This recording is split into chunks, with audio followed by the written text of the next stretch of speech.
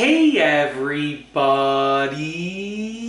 I'm here today to tell you how to make good espresso. I'll be going over 5 tips for better tasting coffee. Let's get right into the video. As I explain these tips, I'm actually going to be making an espresso for myself.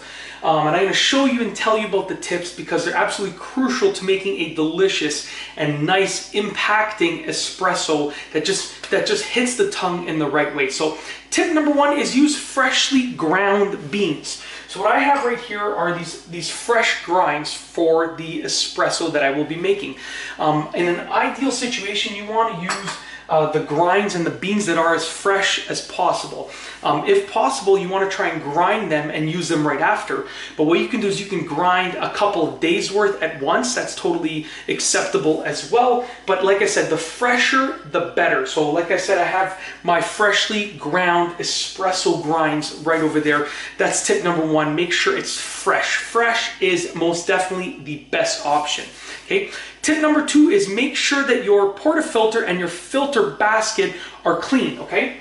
So you can see right here, this is the portafilter, just so it's clear. Okay, it's the part that actually goes in the top of the espresso machine.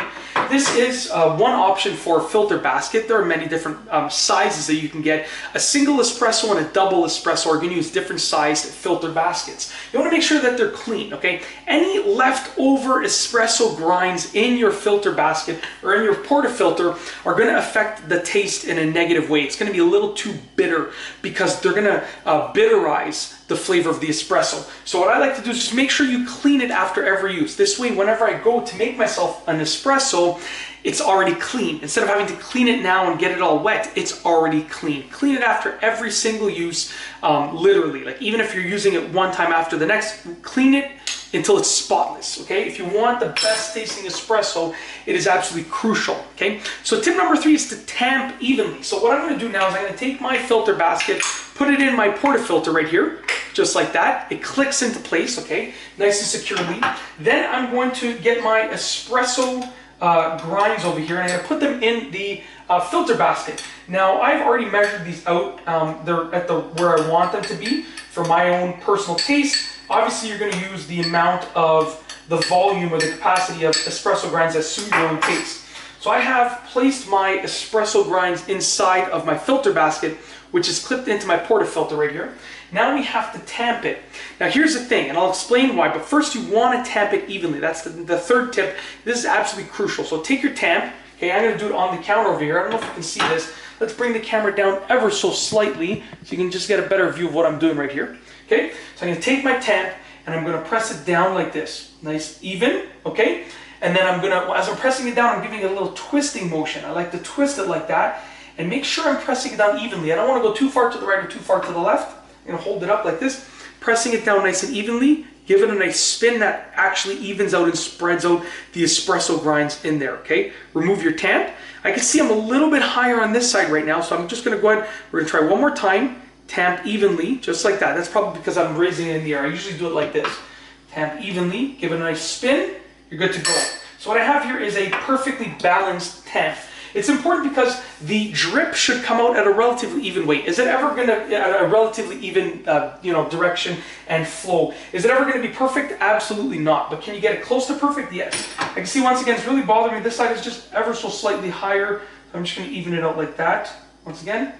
Just like that. So right now I have this as even as I can tamp it down, okay?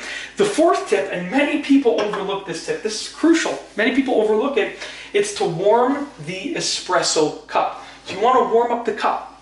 Having a cold espresso cup, which a lot of people do, unfortunately, it will actually affect the flavoring of the espresso.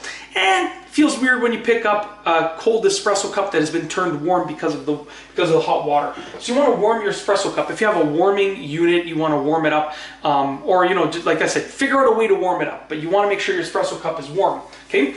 And then last but not least is tip number 5. And tip number 5 is going to be to time your shots. Okay. Now I sort of know the volume that will come out once a certain amount of time has been met. But with regards to, like I'm looking at a single espresso shot, I'm looking at 25 to 30 seconds, including the pump starting up. The pump starting up, which is also known as a pre-infusion, takes 5 or 6 seconds usually. So I mean, you're looking at about 20 to 25 seconds of actual extraction time, but I like to start it from the moment that I push the button. So what I'm gonna do is I'm gonna put my portafilter in place over here. Okay, we're gonna lock it up like that. Take my espresso cup that's nice and warm, place it below, and as soon as I turn that, we're gonna count about 30 seconds. I'm gonna use the timer on the camera to sort of time it. So just like this, we're gonna start right about now, just like that. I've turned it on. That's called the pre-infusion, okay? As you can see, and now I'm gonna wait about 25 to 30 seconds from the moment that I turned that. And as you can see, it was about 6 seconds or so that it took for the pre-infusion. Now, like I said, I go by about volume. So I'm personally all about volume. I know when it's gonna be 30 seconds. I don't even have to look at the camera.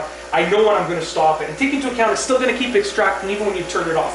So I know I got a few seconds left here, and I know at about this point, I turn it off. I don't know if that was exactly 25 or 30 seconds, but I'm pretty sure it was close. And I'm not even looking at the timer until now. I know it's roughly about 25 to 30 seconds. That's the volume that I know equals that with this machine. But you want to time it because you want a consistent espresso pull. Whenever you're pulling a shot of espresso, you want it to be consistent. If you have it mastered and you know what you're doing a great job at it, you want it to be very consistent.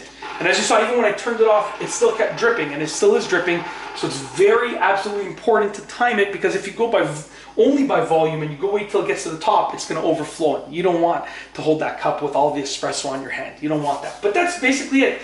That is essentially how to make good espresso. 5 tips for better tasting coffee, and you will have yourself a delicious cup of coffee, as you can see right there. If you like this video, please be sure to give it a thumbs up. Let me know what you think down below as a comment. And of course, be sure to subscribe for more great videos just like this one. And that's all I have for you today. Thanks for watching.